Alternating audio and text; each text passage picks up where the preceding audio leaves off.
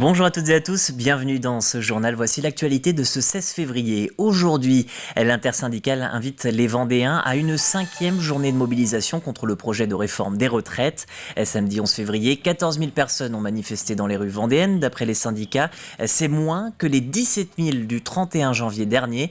Alors les rendez-vous sont prévus cette fois le soir à Chaland, départ du champ de foire à 17h30. Une demi-heure plus tard, le cortège de Fontenay-le-Comte s'élancera depuis la place Viette. Quant au Sables-d'Olonne et La Roche-sur-Yon, rendez-vous est pris à 18h30. Nous y reviendrons bien sûr dans nos prochaines éditions. Dans le reste de l'actualité, un 12e contrat local vendéen contre les violences intrafamiliales vient d'être signé. Le document a été paraphé dans le pays de Noirmoutier, c'était vendredi dernier. L'objectif, lutter contre les violences conjugales au sein du foyer, qu'elles soient sexistes ou sexuelles. En 2021, 975 faits, dont un féminicide, ont été recensés dans le département. La problématique de Noirmoutier, c'est que c'est une île, bien qu'elle ait un pont. Nous sommes loin de toutes les structures, loin de La Roche-sur-Yon, des Sables-d'Olonne.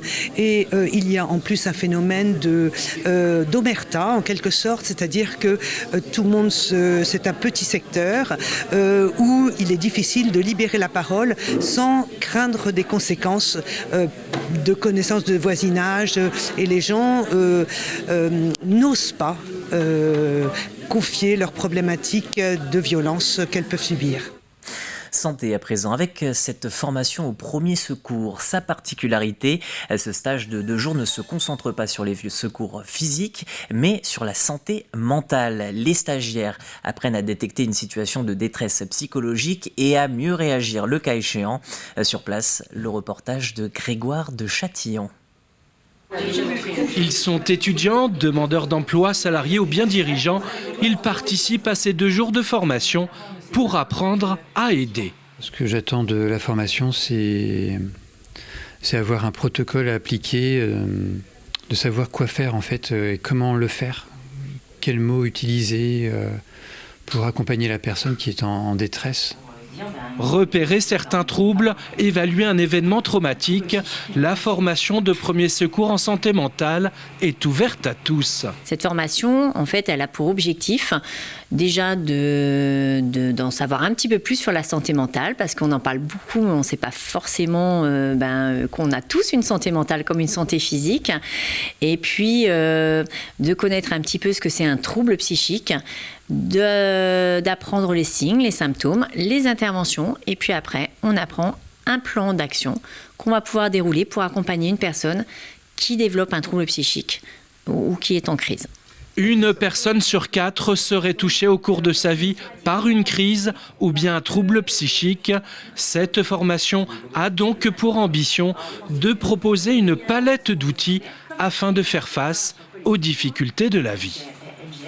Je suis venu chercher des informations sur comment mieux écouter, comment mieux agir face à des collègues de travail ou des jeunes en situation de mal-être. Voilà, donc j'ai trouvé des outils et des mises en situation et des méthodes pédagogiques pour justement écouter ces personnes-là. Je passe quand même pas mal de temps de consultation avec les patients qui peuvent justement me parler de certains troubles ou certains symptômes liés à la santé mentale. Les formations de secours en santé mentale se développent. Elles sont par exemple dispensées ici tous les mois à l'école des établières de Chaland. Encore une fois, on parle de troubles. Direction Brême-sur-Mer à présent pour découvrir l'église Saint-Nicolas. Sortie de terre au XIe siècle, l'édifice vieillit et la pérennité du site est menacée. Alors la communauté de communes du pays de Saint-Gilles prévoit des travaux pour sauver le site.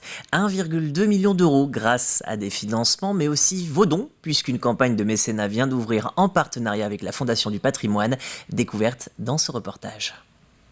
L'édifice doit être sauvegardé et valorisé. Ce joyau de pierre millénaire, avec son portail orné d'un fronton représentant Saint-Nicolas, est un trésor pour Brême-sur-Mer.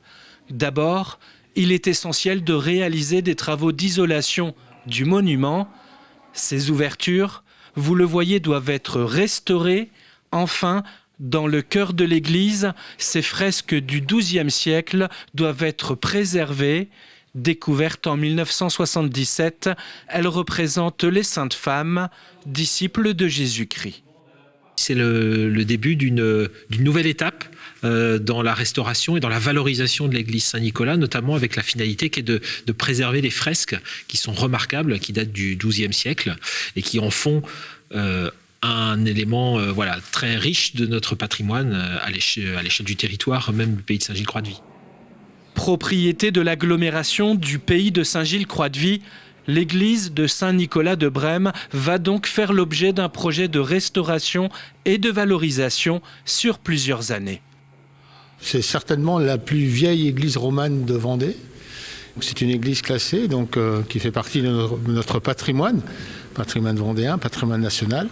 Et l'État va financer cette opération à hauteur de 40%. Un appel aux dons est également lancé afin de restaurer le monument. On peut inviter tous les habitants et tous ceux qui sont sensibles à la beauté de ce site de participer à cette opération.